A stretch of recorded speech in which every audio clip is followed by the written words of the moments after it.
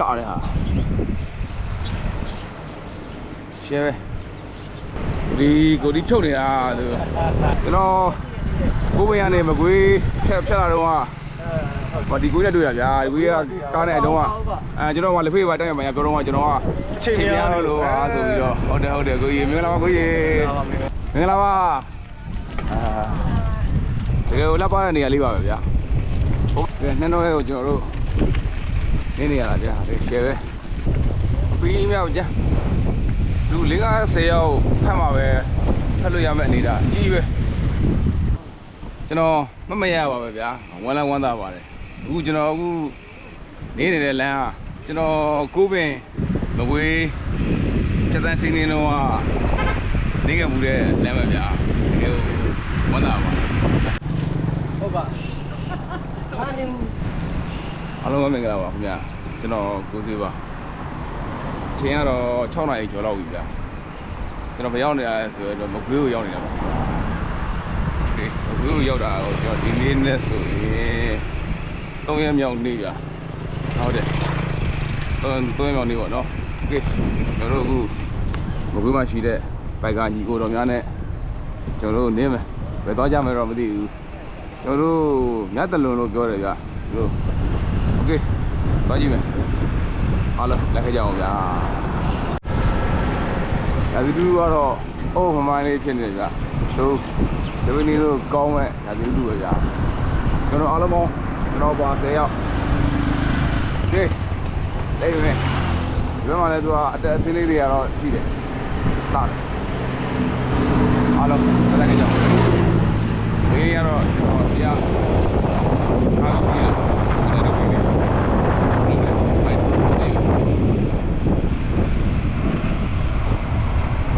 ကျွန်တော်အခုမကွေးနေပြီးတော့အထွက်ဖက်ကိုရောက်နေရပါဗျာအခုကျွန်တော်တို့သွားမဲ့နေရာကတော့မကွေးမူလာမြတ်တလုံးသွားမှာโอเคစပိန်နေလို့ကောင်းတဲ့နေထားပဲဗျာလမ်းလည်းရှင်းတယ်လမ်းလည်းကောင်းတယ်ဘိုးလည်းအုပ်တယ်ဆိုတော့ရှယ်ပဲလိမ့်ပဲရှင်မတော့ကောင်းတာနဲ့ကိုဒီဥဆောင်နေတာပါ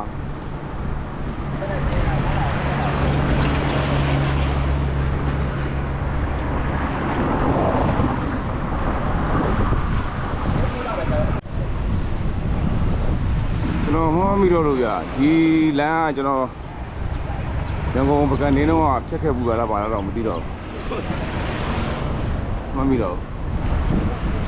ရှင်းပါလေဘက်ကညီကိုတော့များ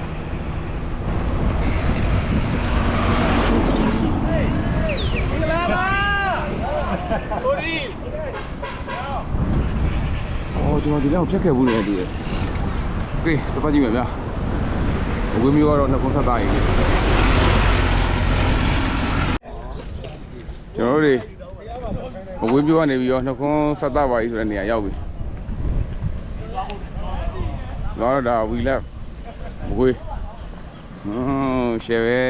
ကျွန်တော်အဝေးမျိုးဒီခေါက်တော့အလုပ်ကိစ္စနဲ့လာရင်နဲ့ထည့်ရောက်တာပေါ့နော်နှစ်ခေါက်ရှိပြီစပိန်နဲ့တစ်ခေါက်ကားနဲ့တစ်ခေါက်ပေါ့နော်ငယ်တော့ခန်းခဏရောက်ခဲ့ဘူးလေဗျာဟေးဘယ်ကညီကိုတော့ဗျာ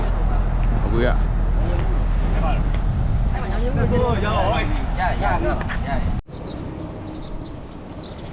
အိုးဟိုလှတယ်ဟာရှယ်ပဲကဲဝေးညီကိုတော့များတော့ရှိရပါပြီ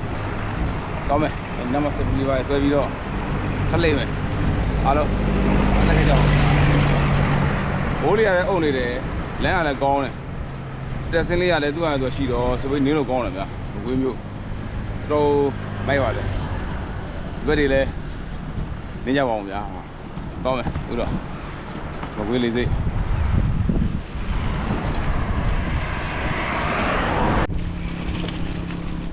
ကျွန်တော်တို့မကွေးကဆရာတစုဖြစ်တဲ့ကိုချမ်းဆရာမဟုတ်ပါဘူးဗျာဒီပဲလေးပါကိုချမ်းအားကိုနဲ့ကျွန်တော်တို့မိုက်နေတာပါဒီပါကြည့်ပါဦးလေးပဲ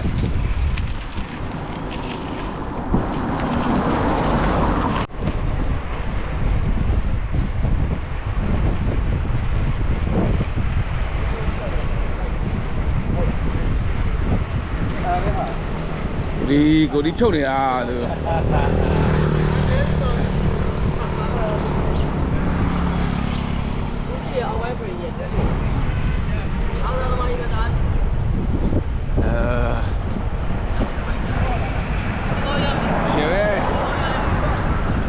这里喜欢人家摸的，来的，别的学个啥？走路，不会这个多吧？啊，没得，不会，是这个多的。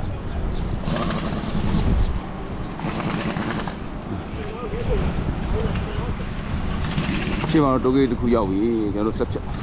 咱们，到没？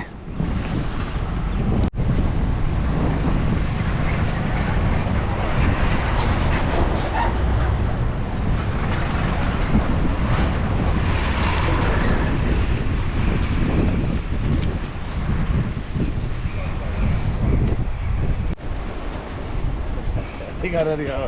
这个这个，ကျွန်တော်တို့နောက်ပိုင်းမကွေးလိုက်ရင်တော့ဒါကျွန်တော်ကောင်းတော့အရင်ဆုံးပုံစံမှနေထားပါဗျာကျွန်တော်တို့โอเคမကွေးဆယ်လီအုပ်ကြီး 我也是有机。 ဘယ်လိုဖြစ်ဆုံးတွေ့ရတာတကယ်ဟိုမင်္ဂလာရှိပါတယ်ဗျာကိုဒီကောင်းမှုတွေပေါ့တကယ်ကိုနေလို့ကောင်းတယ်နော်အဲ့ share ပဲ ဟိုရေးရေးလက်တက်တာနော် အေး တက်တပိုးလေးဒီလိုနေမှုရဲ့ ကျွန်တော်တို့အခုကံပြားတော့ရောက်ပြီဗျာကျွန်တော်တို့ရှေ့ကြရင်ညာဘက်ကွေးလိုက်ရင်တော့ကျွန်တော်တို့သွားခြင်းနဲ့ဘူလားညတလုံးတော့ရောက်ပြီလို့ပြောတယ်ဗျာကျွန်တော်တို့ဆက်သွားမယ်ဟိုမကွေးဒါနီးပညာတက္ကသိုလ်ဗျာ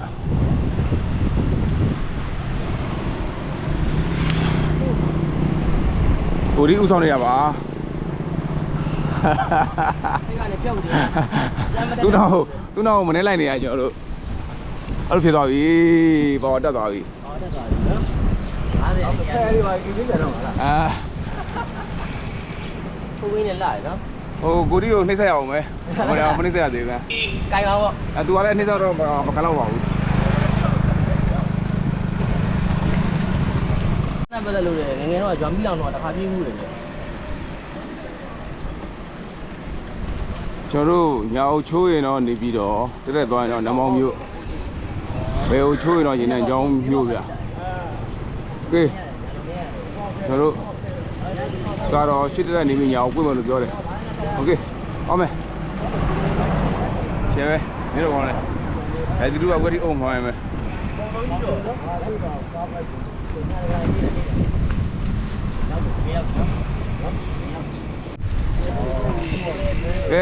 တက်ဆိုင်ပဲဗျာကျွန်တော်ကိုမရနေမကွေးဖြတ်လာတော့ဟာဒီကွေးနဲ့တွေ့ရဗျာဒီကွေးကကားနဲ့အတုံးက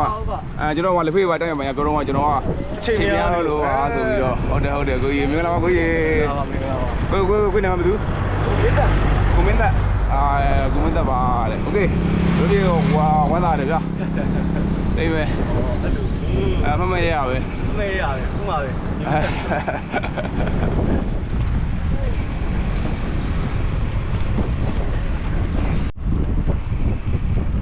လိုင်းရလုံးဝယူဖြူပြီးတော့ရှယ်ပဲနေအောင်တော့နည်းနည်းလေးတော့ထွက်လာပြီဗျမိုးနေတော့သိမတိုးနိုင်ဘူးဗျကိုချင်ကတော့တော့ကြိုင်ခဲ့ပြီနဲ့တူတယ်ကောင်းတယ်တို့စနေနေ့ဟုတ်တို့ရောက်နေတူတယ်ဗျ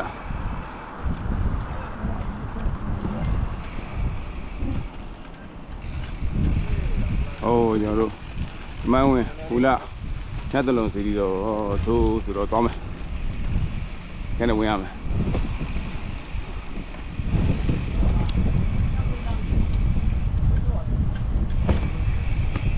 ဒီကအကိုတယောက်ရှင်းပြတာတော့ဘာကြောင့်ဘူလာညတလုံးလို့ခေါ်လဲဆိုတော့ကတဲ့တကယ်ညတလုံးစီရီယူမဲ့ချင်းတော့ဒီမှာတင်အောင်တယ်ဖေးမျိုးလည်းခေါ်တယ်ဆိုတော့အဲ့မဲ့ဒီမှာတဲခွင့်မရလိုက်ဘူးအားကြောင့်မို့ဘူလာနေရာမှာမတည်ပြဘူးနဲ့အခုလက်ရှိဒါလည်းနေရာမှာ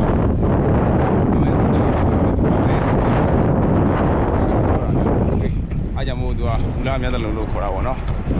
โอเคဘေးကဆက်ရွေးလက်ဝိတ်တာပါပဲလားဟဲ့ ပဲလား ဟယ်လို ပဲမနေလား နာ ဟောနှမ်း ဒါနဲ့ငင်းကြီး အိုးဒါနှမ်းငင်းပြ နှုတ်ရတော့မနှုတ်ရတော့နဲ့အောင်းတယ် အရှယ်ပဲ ဘက်မှာဆိုနှုတ်လို့နှုတ် ဟုတ်အားလုံးခဏကြပါအောင်ဗျာလိုက်ထိုင်မနေတဲ့အိုး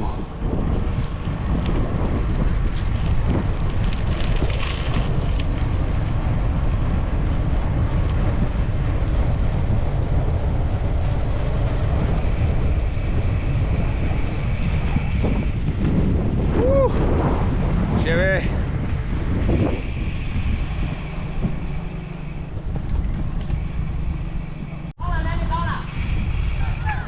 ဟောနန်းနေနှုတ်ဒီရပြီ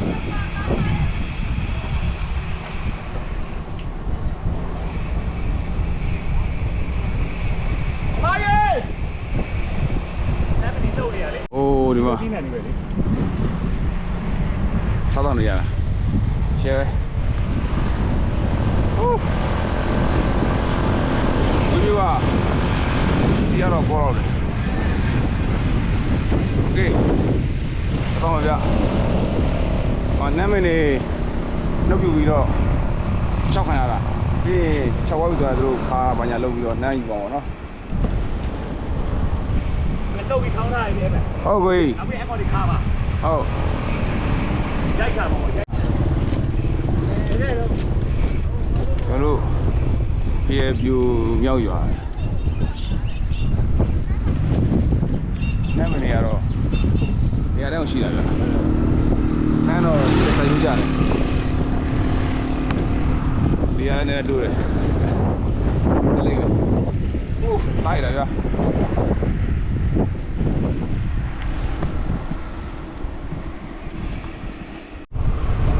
ကျွန်တော်တို့ရှေ့ကြရင်ဘယ်ကိုချောအောင်ဗျာဟုတ်ကွေ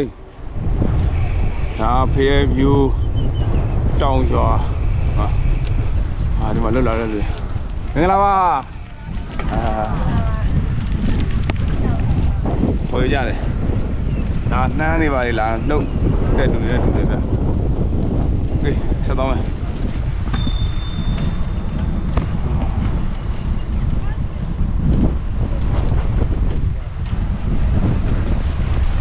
ရဲတော့ဘုရားရဲဆုံးမတယ် ဟောဟုတ်ဟေး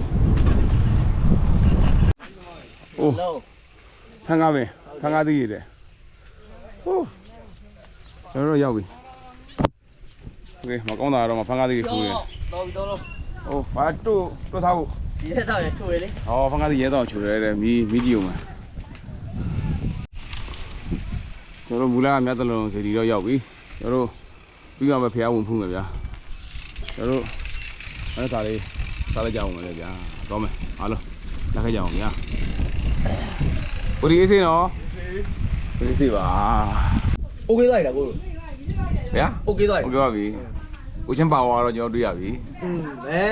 ရအောင် ဒီကျွန်တော်တွေ့လိုက်ရပြီ မဘူးနဲ့ညလုံးမရသေးဘူးကျွန်တော်ကခဏကျိုးသွားအားနဲ့လိုက်နေတယ် မူလမြတ်တလုံးစီတီနားမှာဆိုင်လေးတွေရှိတယ်ဗျာကျွန်တော်တို့ဖျားဝင်ဖူးမယ်အားလုံးအခုကြပါအောင်ဗျာ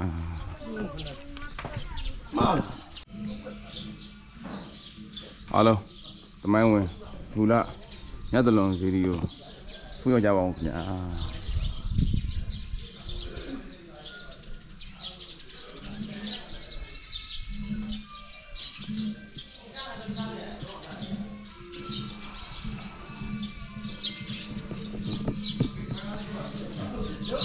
对呀，不记得我们。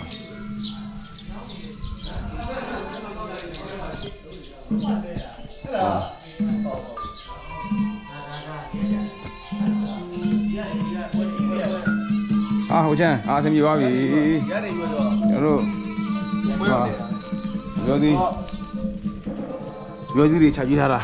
哦，有的太卡了。ကျမ်းပါစီချမ်းသာပါစေဗျာရှင်းတော့လေ ဟုတ်ပါတယ်ဗျာ အောင်တယ်လို့ရလား ငါပြောသေးလေးကောင်းတာဗျာဒီလိုသဘောပါပဲ ကျန် ပြန်အလူလေးနဲ့လောက်တာ ကောင်းလား တကယ်ဝဲကောင်းတယ်ပြင်မဲ့လားဟိုက organic တွေတော့ ပြန်အလူလေးနဲ့လောက်တာ လူခဲ့ဘူးလား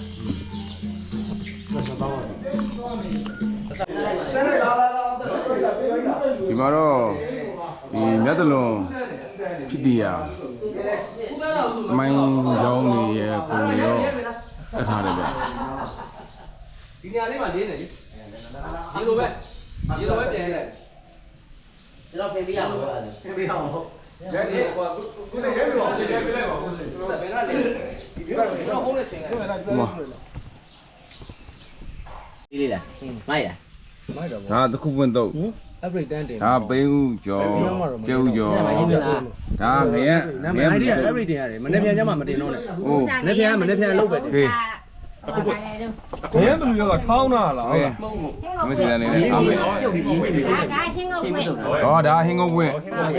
ဟင်းကုန်းပွင့်တော့တယ် ဟုတ်ပြီဟုတ်ပြီ ကျော်လည်းအခုမှပဲကြားဘူးလားဗျာ ဝဲဆိုနားဆိုင်တစ်ခွဲပေါ့နားဆိုင်နှစ်ခွဲမထိ ကျွန်တော်ကသမင်းကြုံနဲ့စားပါပြီ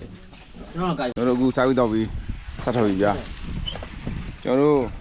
ပြန်တော့လာလိုင်းတိုင်းမပြန်တော့ပဲလေကျွန်တော်တို့တောင်းတမဲ့ထွက်တဲ့လမ်းကနေကျွန်တော်ပြန်မယ်ပေါ့နော်โอเคကောင်းပါလေဗျာလာနဲ့ပြန်နဲ့မတူရတော့မိုက်တယ်ဟုတ်ပြီ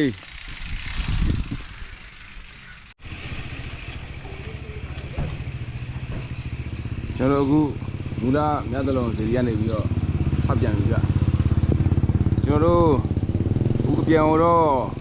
လာရလမ်းတိုင်းကတော့မပြန်တော့ဘူးကျွန်တော်တို့ဒီဘက်ဟိုတောင်တွင်းဘက်ကိုဖြတ်ထွက်တဲ့လမ်းကနေပြန်မှာပေါ့နော်။ဘာလမ်းကို ဒီ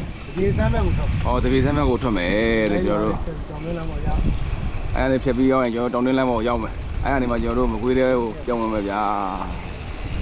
။ Okay အားလုံးတက်ခဲ့ကြပါအောင်ဗျာ။အေးမယ်။အားလုံးမကပါနဲ့။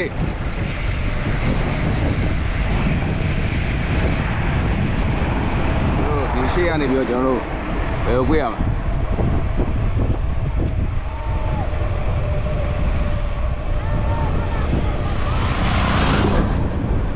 ကျွန်တော်တို့ဒီဘက်ကတော့ကျွန်တော်တို့ဒီလမ်းဖြစ်သွားမှလည်းလို့လေအိုးကဲလာပါလေဗျာရှေ့ပါပဲသွားမယ်အားလုံးဆက်လက်ကြကြအောင်ဗျာတကယ်လက်ပါတဲ့နေရာလေးပါပဲဗျာဟိုဘက်ဒီဘက်နှမ်းမနေနဲ့ဟူးကမိုက်တယ်ဒီလမ်းလေးနဲ့ရှယ်ပဲ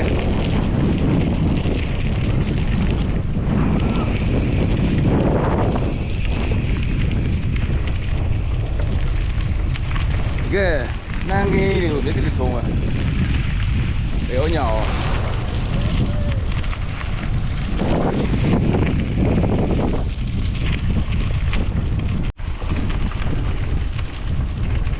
အိုးကဲနှမ်းတော့ရဲ့ကိုကျွန်တော်တို့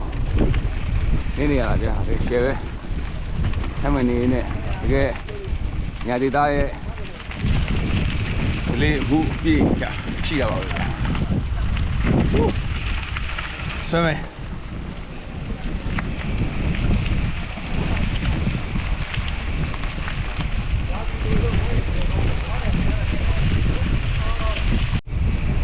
အိုးပြီးမြောက်ကြာလူ50ယောက်ဖတ်မှာပဲဖတ်လို့ရမယ့်အနေဒါအကြီးပဲ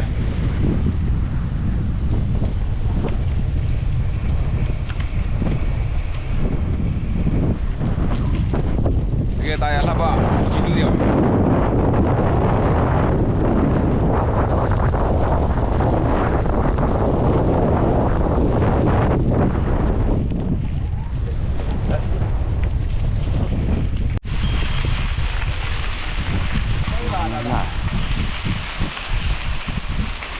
နေတော့ကောင်းတော့ဒီတိုင်းလေး လဲလေးမိုက်တယ်ဘာပဲဘာပဲလဲတော့ဘာပဲပဲ ဟုတ်ပါ ခါကြတယ်ဒီလဲလေးဘောကြအော်ဒါဒီလိုတော့ဘောကြတယ်ဟုတ်ပါ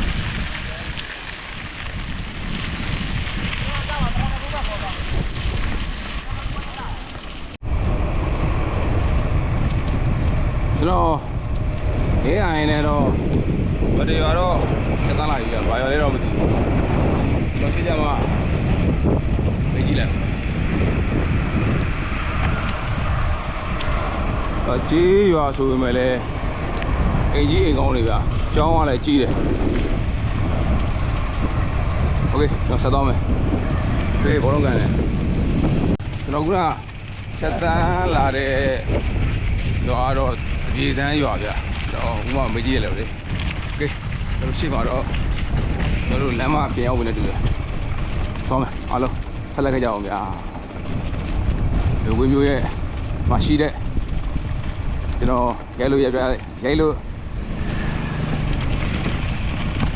ဝင်းမျိုးမှာရှိတဲ့ကျွန်တော်ရိုက်လို့ရတဲ့ကျွန်တော်လည်းပြပေးအောင်ဗျာဒီမှာကျွန်တော်တို့လမ်းမတော့ရောက်ပြီတော့ညာကိုချူအောင်မနဲ့တူတယ်ကောင်းပါဗျ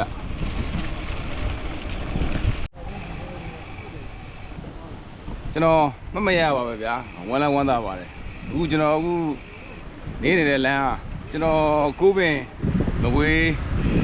ချက်တန်းစင်းနေတော့နေခဲ့မှုတဲ့လမ်းပဲဗျာတကယ်ဝမ်းသာပါစပိတ်နဲ့ဒါဒီပေါ်မှာဒီလမ်းပေါ်မှာပြရချင်းနေမှုတော့ဗျာကျွန်တော်တော့ပကံကိုစရိုက်နေတော့နေခဲ့မှုတဲ့လမ်းပါကဲဝမ်းသာတယ်ဗျာတကယ်ကိုကြည်နူးရတယ်ဟိုရောက်ခဲ့မှုတဲ့စပိတ်နဲ့ရောက်ခဲ့မှုတဲ့နေရာကိုထပ်ပြီးတော့စပိတ်နဲ့တနေရတဲ့ feeling ကတော့တကယ်ကိုလွှမ်းရပါတယ်ဗျာโอเคဆက်တော့ဗျာအားလုံးလည်းရှင်းလိမ့်မယ်လို့ထင်ပါတယ်အေးပဲ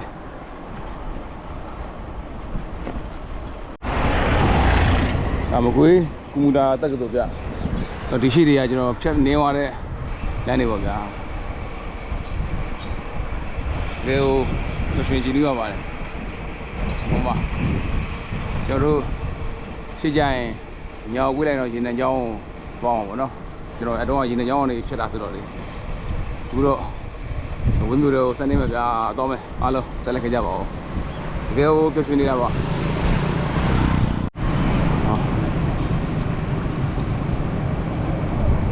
တို့မဝေးမျိုးလဲတော့ဝင်လာပါပြီဗျာဘယ်လိုစီကိုချောင်းအမကျန်းတော့ဗောအားကြတော့ကဲမဝေးတော့ရောက်ပြီကျွန်တော်တို့ကဲရဟိုတယ်ကိုရောက်ပြန်မယ်အားလုံးလက်ခဲ့ကြအောင်ဗျာကိုဒီနေနိုင်တယ်ဆက်လက်ခဲ့ကြပါဦးဆက်လက်ခဲ့ကြပါဦးဟိုနော်ဒီနေ့လည်းကျွန်တော်ဒုတိယချိန်ပါပဲစပိတ်နဲ့ဒီလမ်းမှာကျွန်တော်ဒူးလာနေပြီအဲ့တော့ဒူးလာနေတယ်ကိုကျွန်တော်ဆေးဆိုင်လိုက်ရှာတယ်အဲ့ခေါ်တော့ဒီကတော့မလာတော့ပါဘူးဒီကိုဆက်လက်တော့ကျွန်တော်ဟိုတယ်ကိုသွားမယ်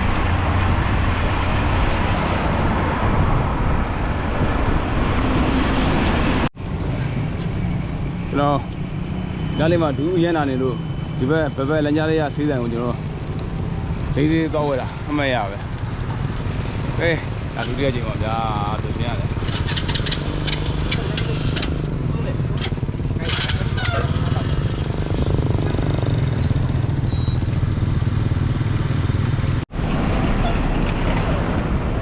ကျွန်တော်ဟိုဘက်ထောက်တော့တော့ညာကိုချောင်းပါဗျာအခုကျွန်တော်ဘယ်ကိုချိုးပြီးရွေးတော့မယ်ဆိုင်ကဲကြိုင်ဆိုင်ကလာတယ်ရရှင်းသွားပြီဆိုင်ကပါသေးတယ်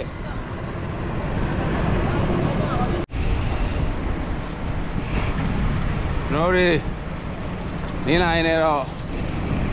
ကျွန်တော်တို့တဲခိုရထိန်းသားဟိုတယ်နောက်ရောက်ခဲ့ပြီဗျာကိုဒီအဆင်ပြေလားဗျာအဆင်ပြေတယ်ဗျာပြေတယ်ဆက်လိုက်ခဲ့ကြပါဦးဆက်လိုက်ခဲ့ကြအောင်ねကျွန်တော်မပြောတော့ဘူးเนาะโอเคတော့မယ်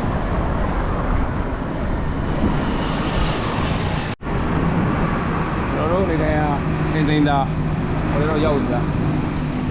ကျွန်တော်တို့ဝေးဘာရောင်းမှမသိဘူးကျွန်တော်တို့မတော်နေတော့စားခဲ့တယ်ဆိုပေမဲ့ဒီမှာလက်ဖေးတွေပါတောက်ကြည့်မယ်ဗျာအိုးတော့တော့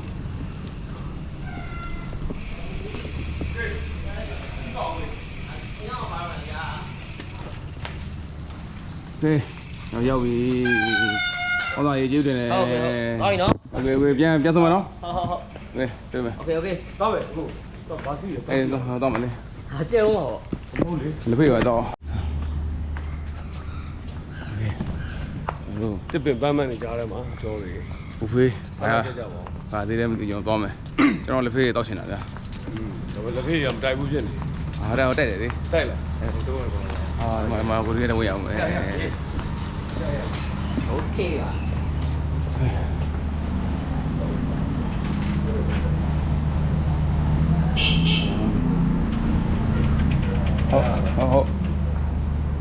ဟုတ်ပြီဘာတွေရလဲချက်ကြည့်ရမယ်ဒီလိုရှိမယ်ဟာဘောင်းတော့မရှိတော့ဘူးပြီးသွားပြီကျွန်တော်ပြီးသွားပြီဘောင်းတော့မရှိတော့ဘူးဗျာ စားလို့ရတယ် ကဲအဖေတော့ ကဲစားအောင်ဗျာ ကျွန်တော်ကလည်းတိုးပြ အဖေတွေကို လေးပဲလေးတယ် ခဏပဲယူလိုက်ရတယ်ဗျာ ဟုတ်လား ဟောဗျာတေးရမတေးမဟုတ်ဗျာကျွန်တော်လေးပဲတော့မဟုတ်ပါဘူး5 6ဖန်းလားဘယ်လောက်လဲ ဟို ကြီးရတယ်မရှိ ကိုချမ်း ဘူးကျွန်တော်ကြည်ခွဲတာဗော ကိုချမ်းချေကိုရပြီ သွားပြီ ကဲ အားလုံးနားလေ ကိုစီမိတ် အာမပြတ်တော့မပြတ်တော့ တော့ကန်တို့လေးနဲ့ရှေ့ကနေတကားနဲ့ကိုစွတ်ဖို့နော်ဖေးလေးပြဲလို့မလေးဟာဟုတ်ကြီးနေတာ အဲ့ကိုတိတ်မကောင်းဘူးဒီ ဟမ် နော်ဗျာ မင်းကနည်းနည်းဟိုဟာရှိတယ် ဟုတ်တယ် မဟုတ်တယ်မဟုတ်တယ် ဟိုကလည်းဘူးသားဖို့တော့ဖြုတ် ဟာကျွန်တော်တို့ ဟာမီယို ဒီကိုဒီတို့ဂျာကြီးတို့နေတဲ့အခန်းလေး သားကြီးတော့ ဘာဖြစ်ပါဘူးအဲ့လောက်နဲ့လားကိုချမ်း အာပါကိုချမ်းတယ် အေးလာဘာဖြစ်ဘူးအဲ့လောက်နဲ့မဖေးကလည်းခွက်လိုက်မယ် ကိုချမ်းတို့ကိုချမ်းတက်ကြည့်ပြီ အေး